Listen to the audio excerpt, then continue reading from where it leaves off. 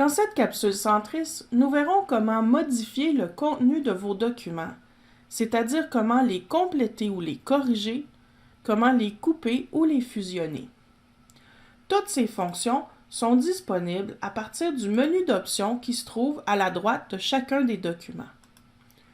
DocBox vous offre la possibilité de compléter vos documents de deux façons, soit en créant et en utilisant une mise en page personnalisée lorsqu'il s'agit d'un modèle de document que vous comptez réutiliser pour de nombreuses transactions et dans lequel vous désirez ajouter des éléments de signature électronique, ou soit en utilisant les fonctions de marquage qui vous permettront également de corriger ou modifier le contenu de vos documents. Si vous désirez compléter ou apporter des modifications à celui-ci, il vous suffit de sélectionner « Marquage » pour avoir accès aux différentes fonctions.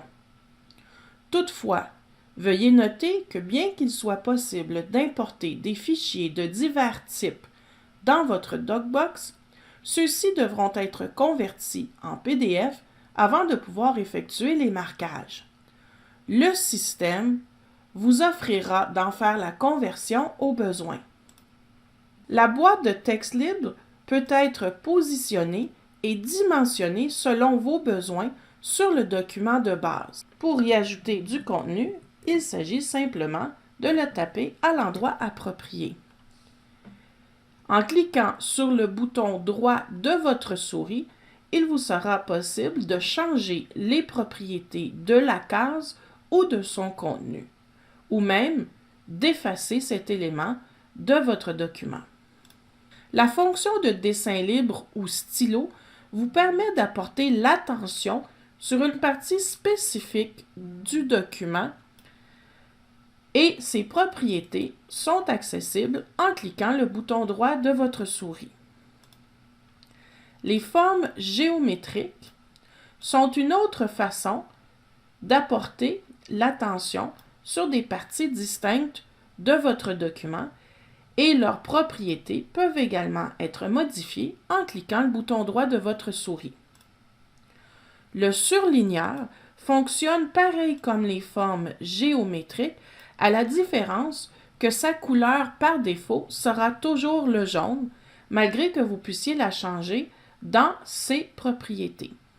Le trait, par défaut en rouge mais modifiable, peut être utilisé pour rayer un mot, une phrase ou même un paragraphe dans votre document, alors que la fonction raturage vous permet de censurer une partie de ce document.